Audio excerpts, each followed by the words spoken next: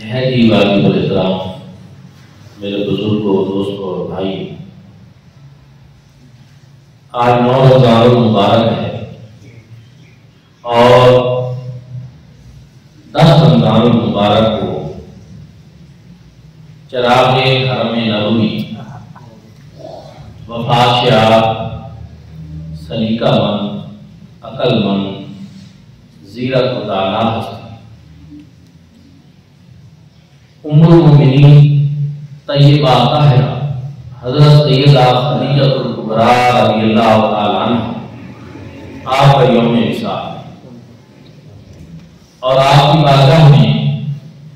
اپنی حاضری لگوانے کے لیے آپ کی سیرت طیبہ کے خوبصورت نقوش آپ کی خدمت میں پیش کرنا چاہتا ہوں۔ دعا ہے اللہ کریم مجھے صحیح بیان کرنے کی توفیق عطا فرمائے۔ حضرات ذوالفقار، حضور نبی کریم صلی اللہ علیہ وآلہ وسلم کے حرم پاک میں جتنی ازواج مطہرات تشریف لائیں، بلا شبہ وہ اس کائنات عالم کی جتنی خواتین ہیں ان سب سے وہ خوش نصیب، کیونکہ ان کو کریم آقا علیہ السلام کے حرم پاک میں آنے کا شرف نصیب۔ اور پھر اللہ رب العزت نے قرآن مجید فرقان حمید میں یہ ارشاد فرمایا کہ اے نبی کی گھر والیوں، تم دوسری عورتوں کی طرح نہیں ہو۔ اور پھر اللہ رب العزت نے ان کو تمام مومنوں کی مائیں کرا، وَأَزْوَاجُهُ أُمَّهَاتُهُمْ، مومنوں کی مائیں اللہ رب العزت نے ان کو قرار دیا۔ یہ ایک بڑا شرف ہے، یہ ایک بڑی فضیلت ہے جو اللہ رب العزت نے حضور نبی کریم صلی اللہ علیہ وآلہ وسلم کی ازواج کو عطا فرمائی۔ یہی وجہ ہے کہ حضور علیہ السلام کی ازواج مطہرات سے پھر کسی بھی امتی کا نکاح نہیں ہو سکتا، کیونکہ اس معنی میں کہ اللہ رب العزت نے ان کو مومنوں کی مائیں کرا۔ اور دوستانی بھی کہا حضور علیہ السلام کی ازواج مطہرات میں سے جس ہستی کا آج ہم ذکر کر رہے ہیں، یہ وہ ہستی ہیں کہ جن کو خواتین میں سے سب سے پہلے مشرف با اسلام ہونے کا شرف بھی نصیب۔ حضور علیہ السلام کے عقد مبارک میں بھی آپ آئی، اور میں تھوڑا سا اس کا ایک پس منظر بھی بیان کرنا چاہتا ہوں کہ مکہ شریف کے پہاڑ جو ہیں وہ خشک پہاڑ اور ان کے ارد گرد لگ و لگ صحرا، وہاں بہت کم ہریالی ہے، لوگوں کا گزر بسر جو ہے وہ زیادہ تر تجارت پہ ہوتا تھا، اور وہ اس طرح کہ بحیرہ روم کی بندرگاہ پہ مغرب کی طرف سے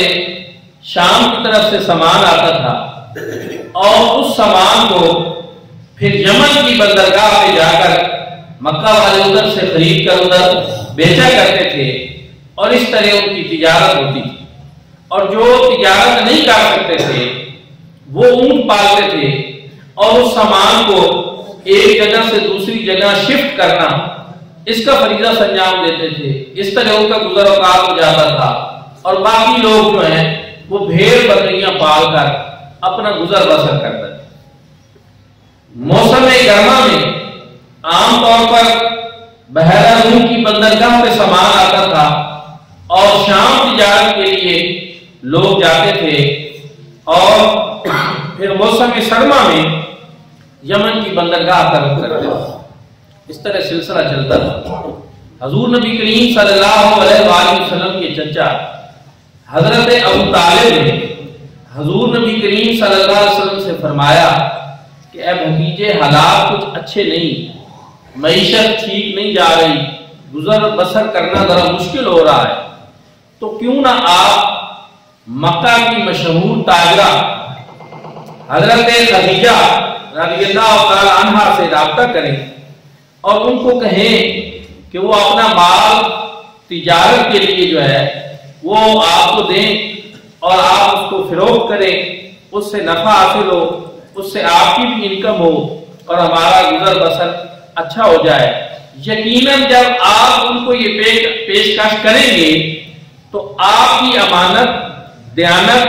صداقت اور آپ کی شخصیت کے جو اوصاف ان کو معلوم ہیں وہ دوسروں کے اوپر آپ کو ترجیح دیں گے، اس لیے آپ ان کو یہ پیغام دیں۔ حضور نبی کریم صلی اللہ علیہ وآلہ وسلم نے اس بات کو پسند نہ فرمایا کہ میں اس سلسلہ میں کسی سے کوئی سوال کروں اور اس کو ایسا کہوں، تو حضور علیہ السلام نے فرمایا کہ چچا جان اگر ان کو میری ضرورت پیش آئی تو وہ مجھے خود ہی بلا لیں، میں نے اپنی طرف سے ان کو ایسا کچھ نہیں کہنا۔ حضور علیہ السلام کے چچا نے دوسری مرتبہ یہ ارشاد فرمایا کہ بھتیجے دیکھ لیں، ہو سکتا ہے کہ وہ آپ کی بجائے کوئی اور بندہ ان کے پاس چلا جائے اور وہ اس کو رکھ لیں کہ بندہ آ گیا تو ٹھیک ہے، پھر کہیں ایسا نہ ہو کہ ہمیں کوئی ایسی پیشکش کرنی پڑے کہ جس سے پہلے سارا معاملہ جو ہے وہ ہو چکا ہو۔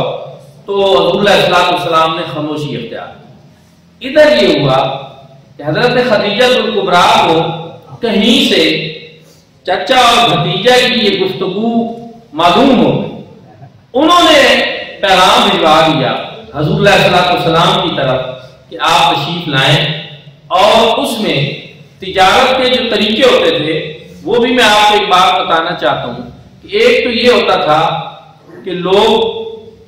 حضرت خدیجہ رضی اللہ تعالی عنہ کے ملازم ہو جاتے تھے اور ان کا سامان لے کر جا کر بیچتے تھے اور واپس لا کر سارا نفع ان کو دے دیتے تھے، اور ان کی ایک طے شدہ سیلری تھی، تنخواہ تھی، وہ ان کے ملازم ہوتے تھے، نفع اور نقصان سے ان کو کوئی سروکار نہیں ہوتا تھا۔ ایک صورت یہ ہوتی تھی۔ دوسری یہ تھی کہ لوگ سامان لے جاتے تھے، بیچتے تھے، اگر نفع حاصل ہوتا تھا تو اس میں 1/3، 2/3، نصف ان کی ایک مقدار مقرر ہوتی تھی، وہ اپنا نفع لے لیتے تھے، اور اگر اس میں کوئی خسارہ ہوتا تھا تو حضرت خدیجہ رضی اللہ تعالیٰ عنہ کا ہوتا تھا، اس سے ان کو کوئی سروکار نہیں ہوتا تھا۔ شریعت مطہرہ میں ایسے لین دین کو عقد مداربہ کہتے ہیں، شریعت مطالعہ میں اس کو عقد مداربہ کہتے ہیں۔ حضور نبی کریم صلی اللہ علیہ وآلہ وسلم کو انہوں نے بلایا، اپنا مال آپ کے حوالے کیا، مکہ کے لوگوں کا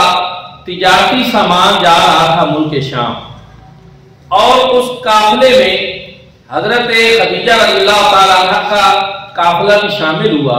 اور آپ اس بات کا اندازہ یہاں سے لگائیں کہ اس پورے قافلے کے جتنے اونٹ تھے صرف اتنے اونٹ حضرت خدیجہ رضی اللہ تعالیٰ عنہ کے اکیلے تھے، اور آپ اسلام لانے سے قبل بھی اپنی عفت، پاک دامنی، امانت کی وجہ سے، دیانت کی وجہ سے طاہرہ کے لقب سے مشہور تھی۔ تو آپ نے حضور نبی کریم صلی اللہ علیہ وآلہ وسلم کو پیشکش کی، حضور علیہ السلام نے اس کو قبول کر لیا۔ انہوں نے اپنے غلام میسرہ کو آپ صلی اللہ علیہ وآلہ وسلم کے ساتھ بھیجا اور ایک نصیحت دی کہ حضور نبی کریم صلی اللہ علیہ وآلہ وسلم کی نافرمانی بھی نہیں کرنی، اور حضور نبی کریم صلی اللہ علیہ وآلہ وسلم جو ارشاد فرمائیں اس کو پوری طرح بجا لانا۔ حضور رحمت اللہ تعالی فرماتے ہیں کہ یہاں اس سے ہمیں پتہ چلتا ہے، ضیاء النبی شریف میں آپ فرماتے ہیں، اس سے ہمیں پتہ چلتا ہے کہ انہوں نے میسرہ کو حضور نبی کریم صلی اللہ علیہ وسلم کی نگرانی کے لیے نہیں بھیجا تھا، بلکہ آپ کی خدمت کے آداب بجا لانے کے لیے بھیجا، آپ کے آرام کا خیال رکھنے کے لیے بھیجا تھا۔ اور انہوں نے حضور نبی کریم صلی اللہ علیہ وسلم کی بارگاہ میں حضرت خدیجہ نے عرض کی کہ آپ امین ہیں، صادق ہیں، دیانتدار ہیں، سلیقہ شعار ہیں، آپ میرا یہ مال لے کر جائیں۔ حضور نبی کریم صلی اللہ علیہ وآلہ وسلم ملک شام وہ مال لے کر روانہ ہوئے، اور اس سے قبل حضور نبی کریم صلی اللہ علیہ وآلہ وسلم 13 سال پہلے بھی اپنے چچا حضرت ابو طالب کے ساتھ ملک شام سفر فرما چکے تھے۔ حضور علیہ السلام نے سفر فرمایا، چند روز کے مشکل سفر کے بعد آپ شام پہنچے تو وہاں حضور نبی کریم صلی اللہ علیہ وآلہ وسلم نے ایک جگہ قیام فرمایا۔ وہاں ایک خانقاہ تھی اور اس خانقاہ میں راہب رہتے تھے۔ پہلے جب حضور علیہ السلام وہاں تشریف لے گئے تھے 13 سال قبل، جب آپ صلی اللہ علیہ وآلہ وسلم کی عمر مبارکہ جو ہے وہ 12 سال تھی، تو اس وقت وہاں بحیرہ نامی راہب تھا جنہوں نے حضرت ابو طالب کو حضور علیہ السلام کی نبوت کے بارے میں بتایا۔ پھر جب حضور علیہ السلام دوبارہ گئے، اب آپ کی عمر 25 سال کی، 13 سال بعد جب آپ تشریف لے گئے تو وہاں وہ راہ نہیں تھا بحیرہ، بلکہ اب نستورہ راہ، کیونکہ 13 سال کا عرصہ گزر چکا ہے، ہو سکتا ہے وہ فوت ہو گیا ہو یا اس کی کوئی ڈیوٹی چینج ہو گئی ہو، جو بھی صورتحال تھی، اب راہ جو تھا وہ نستورہ تھا۔ نستورہ نے دیکھا کہ ایک درخت کے نیچے حضور نبی کریم صلی اللہ علیہ وآلہ وسلم تشریف فرما ہے، آپ کے ساتھ میسرہ غلام بھی تھا حضرت خدیجہ رضی اللہ تعالیٰ عنہ کا۔ تو نستورہ نے اس سے پوچھا کہ اس ہستی کا تعارف کیا ہے؟ انہوں نے بتایا یہ مکہ کے ایک قریشی نوجوان ہے جو تجارت کی غرض سے یہاں آئے ہیں۔ تو اس نے کہا کہ یہ تو اللہ کے نبی ہیں، تورات میں جو نشانیاں بیان کی گئی ہیں وہ ان کے اندر موجود ہیں، مجھے ان کے پاس لے چلو۔ وہ حضور نبی کریم صلی اللہ علیہ وسلم کے پاس آیا، آپ کے بہت قریب ہوا، یہاں تک کہ اس نے حضور نبی کریم صلی اللہ علیہ وآلہ وسلم کے دست اقدس کو بھی بوسہ دیا، آپ کے قدمین شریفین کا بوسہ دیا، اور پھر اس کے بعد اس نے حضور نبی کریم صلی اللہ علیہ وسلم کی خدمت میں وہ باتیں بیان کی کہ تورات میں جو نشانیاں ہیں میں گواہی دیتا ہوں کہ آپ اللہ کے وہ نبی ہیں، آپ اللہ کے وہ رسول ہیں۔ اور پھر اس نے آپ صلی اللہ علیہ وآلہ وسلم کی مہر نبوت کو دیکھا اور پھر مہر نبوت کو بھی بوسہ دیا۔ اب میسرہ یہ ساری باتیں سن رہا تھا، دیکھ رہا تھا اور حیران ہو رہا تھا۔ اور پھر ایک اور چیز عجیب یہ ہوئی تھی کہ راستے میں بھی اس نے دیکھا تھا کہ جب دھوپ بڑھ جاتی تھی تو 2 فرشتے حضور نبی کریم صلی اللہ علیہ وسلم کے اوپر سایہ کرتے۔ وہ یہ منظر دیکھ رہا تھا، اس کے لیے یہ بحث تعجب تھا۔ حضور نبی کریم صلی اللہ علیہ وآلہ وسلم نے سامان فروخت کیا اور پھر وہاں سے شام اور مغربی ممالک کا کوئی سامان خریدا۔ حضور نبی کریم صلی اللہ علیہ وآلہ وسلم نے وہاں کمال تجارت میں مہارت دکھائی، اور اس کی وجہ سے حضور نبی کریم صلی اللہ علیہ وآلہ وسلم نے جو سامان بیچا وہ بھی بڑے اچھے طریقے سے، جو خریدا وہ بھی بڑے اچھے طریقے سے، اور آپ بہت زیادہ نفع لے کر جب واپس آئے تو مرہ زہران مکہ کے قریب ایک وادی ہے، جب حضور وہاں پہنچے تو حضور علیہ السلام نے حضرت میسرہ کو فرمایا کہ تم جاؤ، حضرت خدیجہ رضی اللہ تعالیٰ عنہ وہ یہ خبر سننے کے لیے بےتاب ہوگی کہ میرے مال کا کیا ہوا ہے، ان کو جا کر ساری صورتحال بتاؤ، اللہ پاک نے نفع مدد کیا ہے اور میں بھی آ جاتا ہوں۔ تو وہ جلدی گیا اور اس نے حضرت خدیجہ کو ساری بات بتائی، راستے میں کیا ہوا، نستورہ نے کیا کہا، اور حضرت خدیجہ رضی اللہ تعالیٰ عنہ قافلے کے انتظار میں گھر کے باہر چھت پہ کھڑی تھی، دیکھ رہی تھی کہ وہ کیا دیکھتی ہیں کہ حضور نبی کریم صلی اللہ علیہ وآلہ وسلم جب آ رہے ہیں تو جب دھوپ بڑھتی تھی تو آپ کے اوپر 2 فرشتے سایہ فرما۔ انہوں نے یہ ساری باتیں دیکھی، سامان جب لیا تو حضور نبی کریم صلی اللہ علیہ وآلہ وسلم کے ذاتی اوصاف سے وہ پہلے باخبر تھی، خاندان آپ کا عرفہ والا تھا، تو ان کے دل میں یہ بات پیدا ہوئی کہ اللہ رب العزت کرم فرمائے اور کوئی ایسی صورت بن جائے کہ میں ہمیشہ کے لیے اس ہستی پاک کی رفیقہ حیات ہوں۔ ان کے دل میں یہ ساری باتیں جب دیکھی، انہوں نے نستورہ سے سنی، اور حضور نبی کریم صلی اللہ علیہ وآلہ وسلم کا جو خاندانی پس منظر ہے ان کو پہلے معلوم تھا کہ خاندان قریش ہے جو عرب کی دنیا میں سب سے معزز ترین خاندان ہے، اور پھر حضرت خدیجہ رضی اللہ تعالیٰ عنہ کا خاندان جو ہے وہ بنو اسد تھا، اور بنو اسد اور بنو ہاشم یہ پھر قصی پہ جا کر پھر اکٹھے ہو جاتے تھے، شجرہ بھی اکٹھا ہو جاتا تھا۔ تو پھر اس وجہ سے حضرت خدیجہ رضی اللہ تعالیٰ عنہ نے اپنی سہیلی جو ہے حضرت نفیسہ ان کا نام تھا، ان سے بات کہ اس طرح کی صورتحال ہے، اور میں یہ چاہتی ہوں کہ حضور نبی کریم صلی اللہ علیہ وآلہ وسلم مجھے اپنے عقد میں لے لے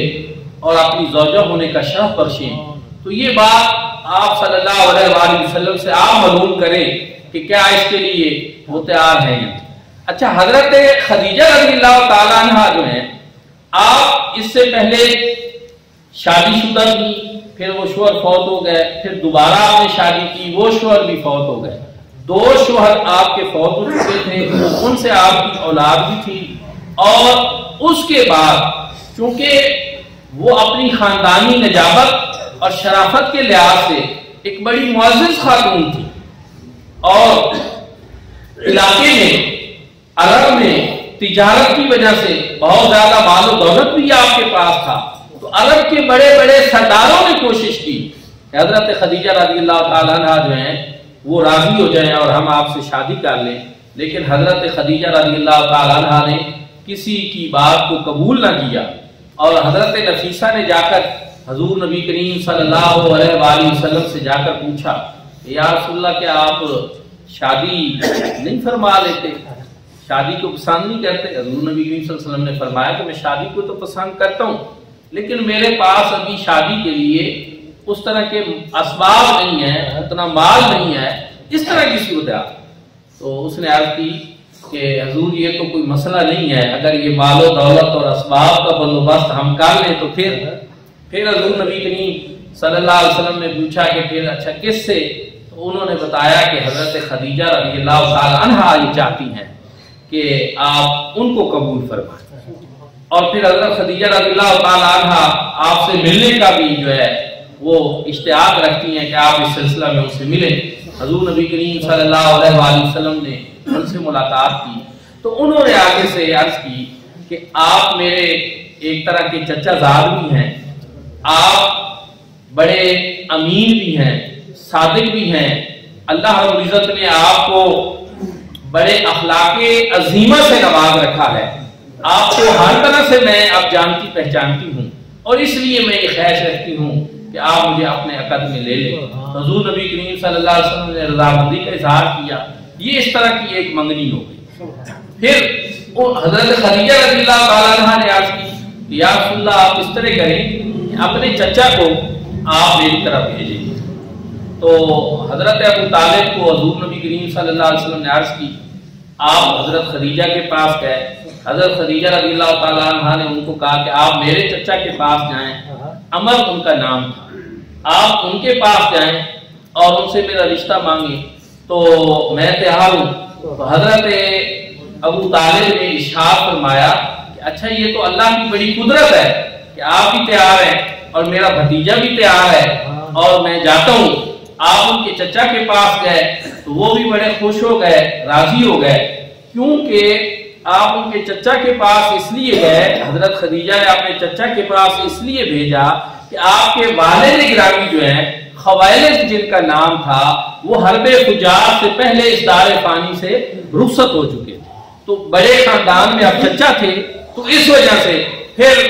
معاملات طے ہو گئے، اور عرب کے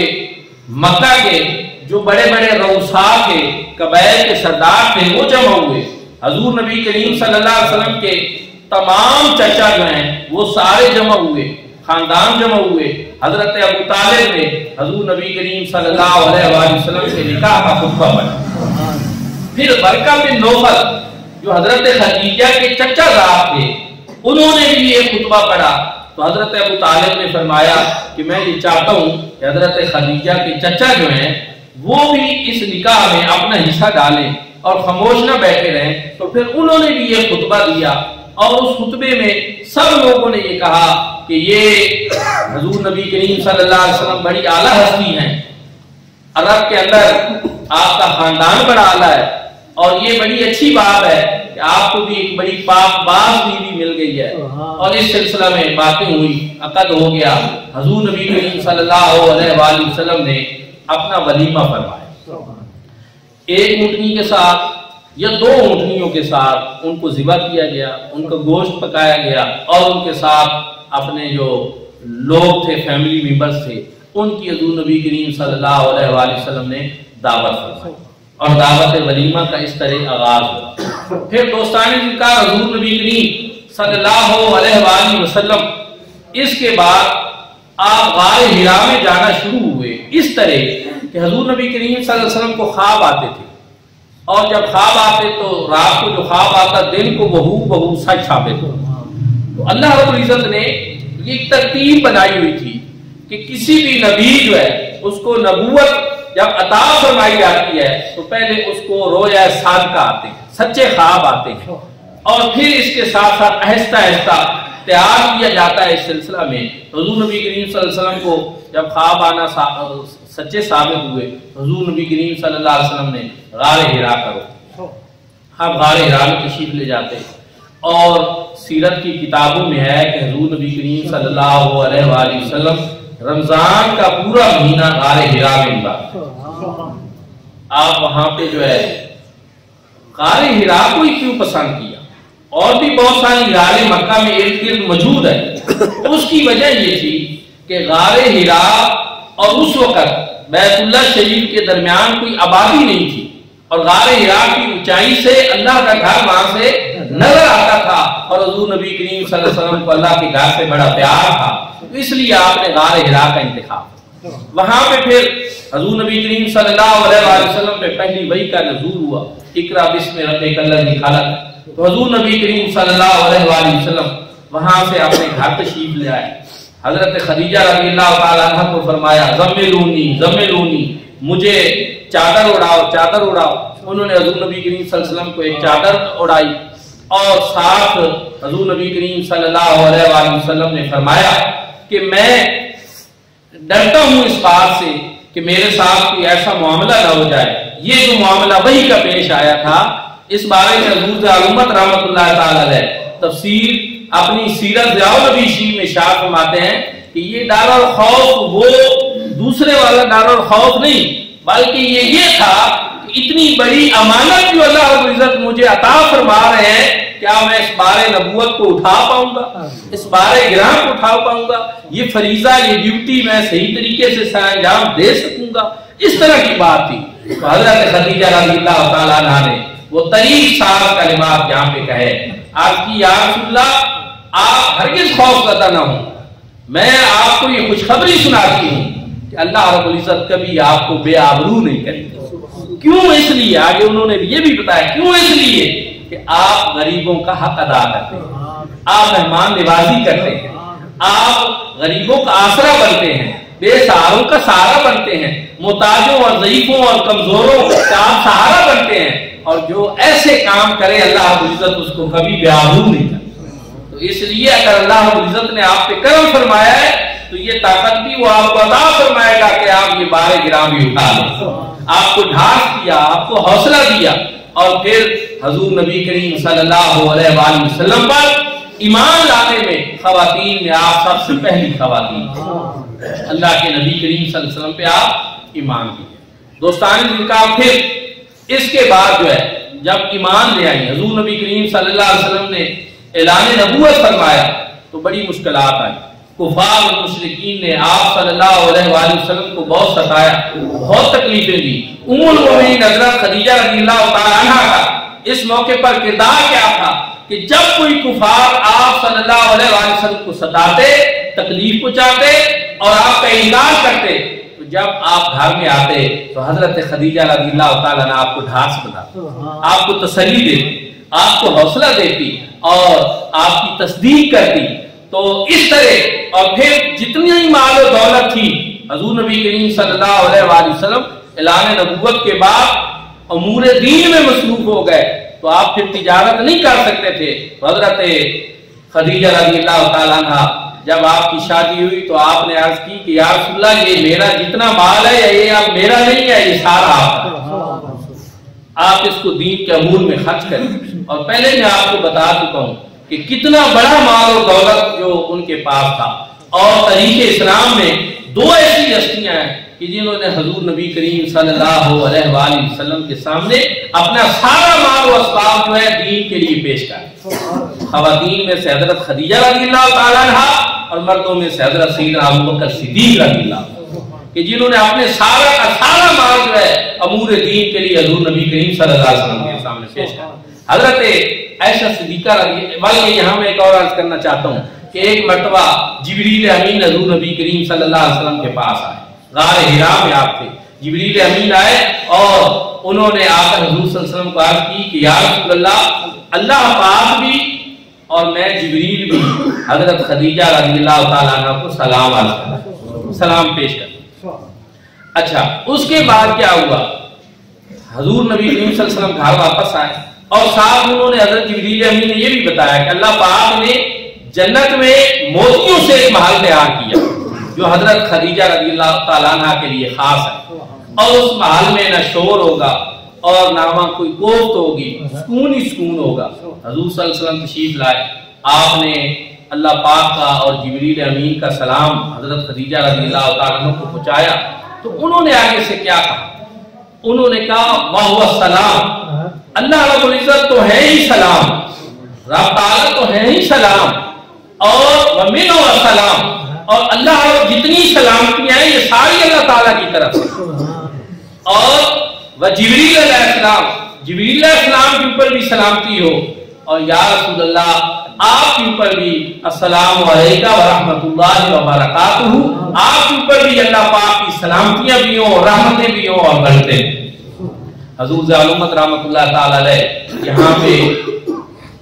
ضیاءالنبی شریف میں لکھتے ہیں، آپ فرماتے ہیں کہ یہ آپ غور کریں اس بات کے اوپر کہ اللہ پاک کی طرف سے سلام آئے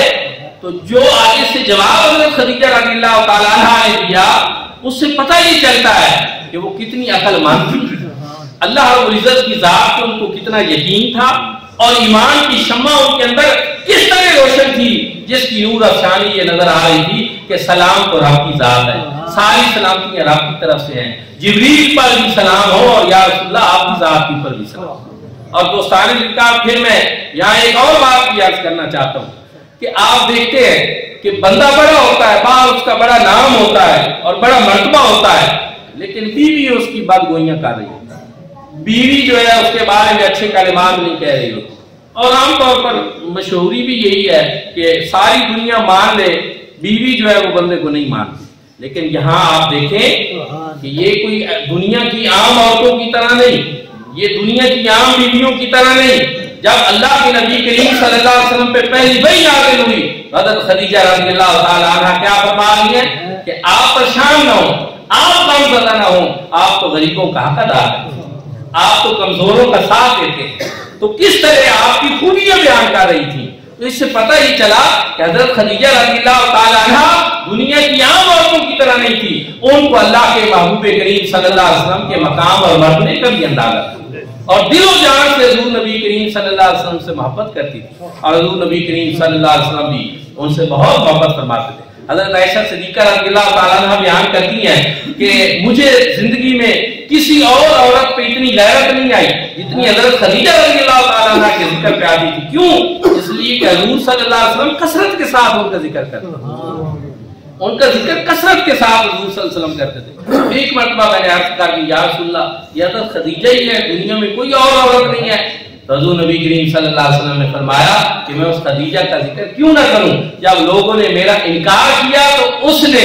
میرے اوپر ایمان لانے کی توفیق اس کو نصیب کی، جب لوگوں نے میری تکذیب کی تو اس نے میری تصدیق کی، اور جب معاشی طور پر حالات خراب ہوتے تھے تو اس نے اپنا سارا مال و دولت جو ہے میرے اوپر قربان کر دیا، تو میں اس کی کیوں نہ جو ہے اس کا ذکر کروں. اور پھر اللہ رب العزت نے اس کے لیے جنت میں ایک محل خاص ہو. اور دوستانی ذکر وہ حضرت خدیجہ رضی اللہ تعالی عنہ جو حضور نبی کریم صلی اللہ علیہ وآلہ وسلم کی محبوب زوجہ محترمہ اور مومنوں کی ماں جن کو ہونے کا شرف نصیب ہوا. اور حضور نبی کریم صلی اللہ علیہ وسلم نے حضرت عائشہ کو یہ بھی فرمایا کہ اللہ رب العزت نے اس سے مجھے اولاد بھی عطا فرمائی، جبکہ باقی بیویوں سے اولاد نہیں عطا فرمائی۔ اس وقت تک حضرت ماریہ قبطیہ حضور صلی اللہ علیہ وآلہ وسلم کے عقد مبارک میں نہیں آئی تھی، جن سے حضرت ابراہیم علیہ السلام پیدا ہوئے۔ تو حضرت خدیجہ رضی اللہ تعالیٰ عنہ سے حضور صلی اللہ علیہ وسلم کے صاحبزادے حضرت قاسم پیدا ہوئے، جن کی وجہ سے حضور نبی کریم صلی اللہ علیہ وسلم کی کنیت ابو القاسم تھی، اور ان سے عبداللہ پیدا ہوئے جن کا لقب طیب طاہر تھا، اور ان سے ہی حضور نبی کریم صلی اللہ علیہ وسلم کی 4 صاحبزادیاں پیدا ہوئی، جن میں سے حضرت سیدہ فاطمہ زہرا سلام اللہ علیہا بھی ہیں۔ تو کل آپ کا جو ہے یوم وصال ہے، سب لوگ جو ہیں آپ کو اصال ثواب کریں، اور مومنوں کی ماں جن کو ہونے کا شرف نصیب ہوا، حضور نبی کریم صلی اللہ علیہ وسلم پہ عورتوں پہ جو سب سے پہلے ایمان لائی، اور جنہوں نے ہمیں بتایا کہ کس طرح حضور نبی کریم صلی اللہ علیہ وآلہ وسلم کہ دین کی خاطر اپنا سب کچھ قربان کرنا پڑے تو کر لینا چاہیے، اپنا مال و اسباب سارا انہوں نے بھی قربان کیا۔ خواتین جو رہتی دنیا تک آنے والی ہیں، ان کے لیے آپ کی ہستی بہترین ماڈل ہے، بہترین نمونہ ہے۔ آپ کی سیرت طیبہ سے وہ اپنی زندگی کو سنوار سکتی ہیں۔ اللہ رب العزت آپ کے درجات بلند فرمائے، اور ہم سب کو بھی حضور نبی کریم صلی اللہ علیہ وآلہ وسلم کی جتنی ازواج ہیں جو ہماری مائیں ہیں، ان سب کا ادب و احترام بھی نصیب فرمائے۔ آپ کو دعوانا الحمدللہ۔